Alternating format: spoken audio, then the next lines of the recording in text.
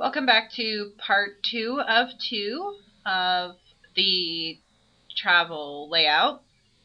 I'm going to jump right in and start working a little bit on the right side of the page.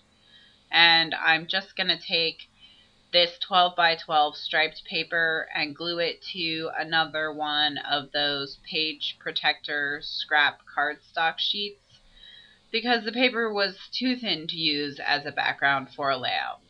Now I'm adding some faux stitching to the blue scalloped edge that I made earlier, and you won't be able to see it now, but you will see it at the end of this video when I do the close-up of the completed layout. Right there on the edge you see a strip of photos. I like to make photo strips or film strips in Photoshop, and that is one of the ones I made of some funny shots we took when we were bored on the train, including me reading my last issue of the Washington Times before leaving. And so I'm just matting some more photos. This one is getting matted on white cardstock and then blue. And it is a 5x7, I believe. I make a little bit of a mess when I'm doing a scrapbooking layout. My scrapbooking layout style is totally different from mini albums. Mini albums I'm much more organized. Layouts are very chaotic, and I make a lot of changes. So matting this one in white, and then again gonna mat it in blue. And this is the clock tower from the train station that we departed from in Virginia. So it was one of the last things we saw after we got on the train. And I like to have photos lay across the seam in between the two pages, or the gutter it's called.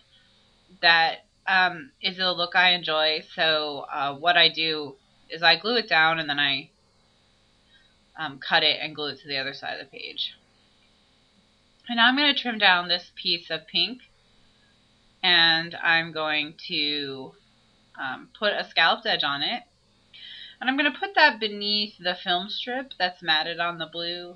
And I just didn't think, it was just kind of hanging there. It didn't look like it had a reason for being on that side of the page. So I am actually going to give it an additional mat with this pink. So I'm actually going to glue it to the pink, and then I'm going to glue the pink to the page after I trim it down.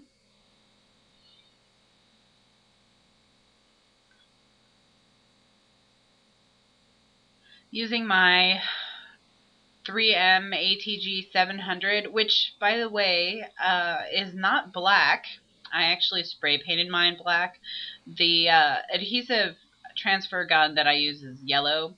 So you've heard me mention the 3M ATG 700. And if you've Googled it, you see a yellow one. And so, in case that was confusing. Now I'm just doing my journaling on a piece of scenic route grid paper, which I use for about 80% of my journaling. It comes in white, and it comes in sort of a natural color. And for some reason I'm having with this particular journaling. Journaling usually comes pretty easily to me, so I don't know why this took so long, but I got there eventually. So I'm going to glue that down, and these are some little chipboard pieces that I got from Michael's. I believe they're from the same section as the dollar chipboard albums, like the Heart album that I used on a previous video. And they just have little travel things on them, like trains and cars. And so I thought they worked really well for this layout. The colors don't match perfectly, but I don't really care about that. I just go with what I think looks good. And now that space where I just put those two photos, it looks very empty to me. So I had planned on not using those two photos, but the space was bothering me, so I'm going to mat them together on white cardstock so they look sort of like that film strip on the side there. And then I'm going to mat them on blue cardstock. And I'm going to pop them up with pop dots. I like a bulky page, so I use a lot of pop dots in my scrapbooking.